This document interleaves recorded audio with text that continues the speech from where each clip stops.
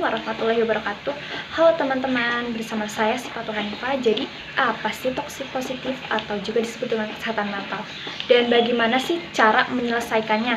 Nah, kesehatan mental itu sebenarnya penting banget karena setiap tahunnya ada 1 dari 4 orang yang mengalami gangguan kesehatan mental.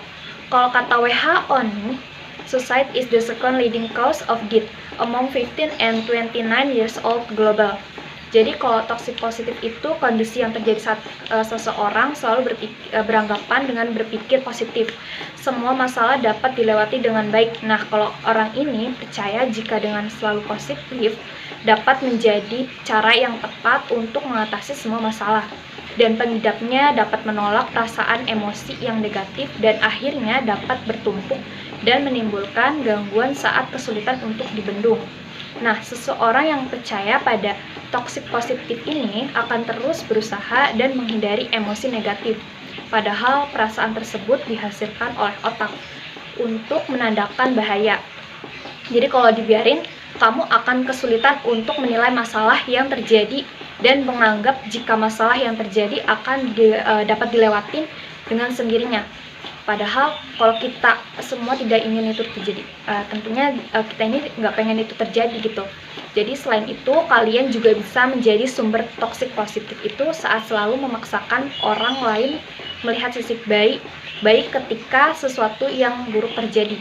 Padahal mungkin aja temannya tersebut hanya ingin meluapkan perasaannya, bukan untuk mendapatkan nasihat yang positif.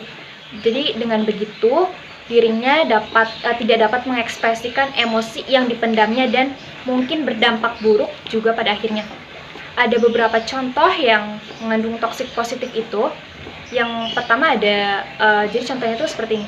Jangan menyerah, kamu pasti bisa. Dan juga coba untuk melihat sisi positifnya deh. Dan kamu harus bersyukur. Coba kamu lihat penderitaan orang lain.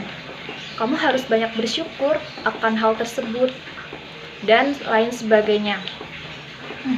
Penyangkalan demi penyangkalan terus dilakukan yang pada akhirnya dapat menjadi pemicu stres dan gangguan psikis ini sehingga bisa berdampak pada fisik. Beberapa dampak buruk itu dapat terjadi akibat toxic positif. Nah, dampaknya itu seperti ini.